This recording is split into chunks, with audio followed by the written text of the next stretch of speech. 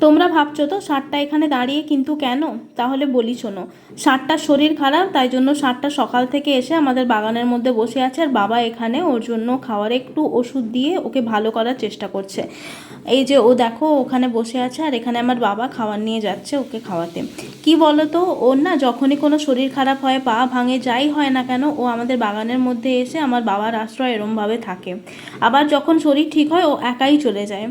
জানি না কি এতে কি মঙ্গল আছে না আছে জানি না, কারণ কথায় বলে না যে ভগবান কখন ভক্তের কাছে কি রূপে আসে বলা মুশকিল। যাই হোক, এসব নিয়ে না আমাদের অনেক কথা শুনতে হয় জানো, কিন্তু আমাদের না কিছু যায় আসে না, কারণ ওদের খাইয়ে যে মানসিক তৃপ্তি না, এটা একমাত্র যারা এদের ভালোবাসে তারাই বুঝবে। তো দেখো ওর যে পেছনের এই পাটা ওটাই ব্যথা, ওই জন্যই ও সকাল থেকে উঠতে পারছে না, এসে বসে আছে। তো খাওয়ার পরে ওর শরীরটা একটু ভালো হতে ও এখন একটু হাঁটছে, হাঁটাহাঁটি করছে। যাই হোক, ভিডিওটা যদি ভালো লাগে দেখো, আর আজকের জন্য টাটা।